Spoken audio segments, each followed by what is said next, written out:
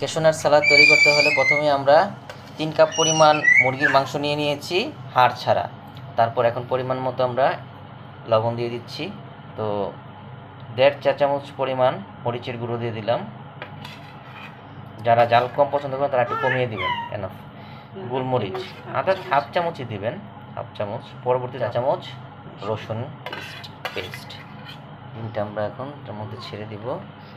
আর 1 table চামচ না 4 চামচ না 4 চামচ পরিমাণ দিয়ে কর্নফ্লাওয়ারটা আপনারা পরিমাণ মতো দিবেন। আরও দিতে হবে 2 টেবিল চামচ বা 2.5 টেবিল চামচের মতো লাগবে। ভালো করে আমরা মাখিয়ে নিব। আর একটু দিয়ে নেবেন। মুরগি ম্যারিনেটটা মাখানো হয়ে গেছে সুন্দর করে।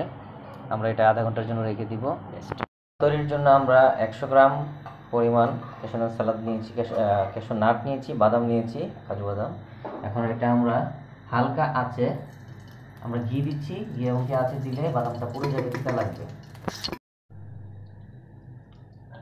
হালকা আছে আমরা বাদামটা একটু ভেজে নিচ্ছি। বাদামি কালার হলে নামিয়ে নিব। হালকা ব্রাউন কালার হয়ে আসছে, এখন আমরা এটাকে নামিয়ে ফেলবো। বাদামটা দেখেন কালারটা কত সুন্দর, ঘিয়ের একদম স্ট্রং ফ্লেভার পাচ্ছি আমি, চমৎকার। এখন আমরা ভেজে নিব।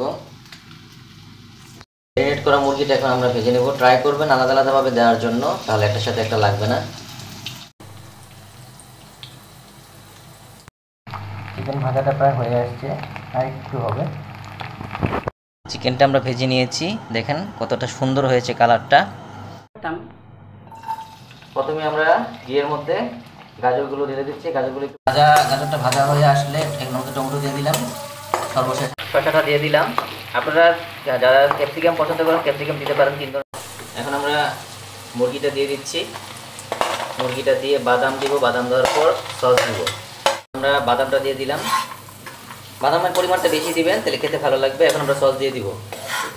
সস পরিমাণ বেশি দিবেন, যত সস দিবেন তত জুসি হবে, তত ইয়ামি হবে। আমরা এখানে 3 টেবিল চামচের উপরে আমরা সস দিব। এটা হচ্ছে নর্মাল সস, দিয়ে দিচ্ছি।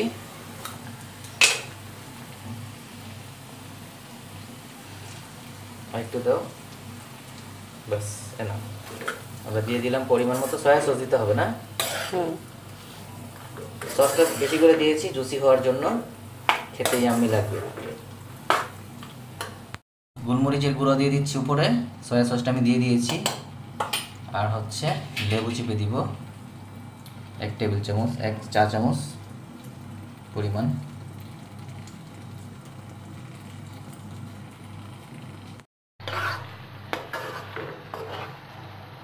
এখন 2 মিনিট রান্না করলে হয়ে যাবে। লেবুর স্ট্রং ফ্লেভার পাচ্ছি। তৈরি হয়ে গেল আমাদের রেস্টুরেন্টের মতো মজাদার ক্যাশনাট সালাদ বাসায় তৈরি। আশা করি আপনাদের সবার ভালো লাগবে। একবার হলেও ট্রাই করে দেখবেন রেসিপিটা। আর যদি রেসিপিটা ভালো লেগে থাকে তাহলে লাইক, কমেন্ট, শেয়ার করতে ভুলবেন না। ধন্যবাদ সবাইকে।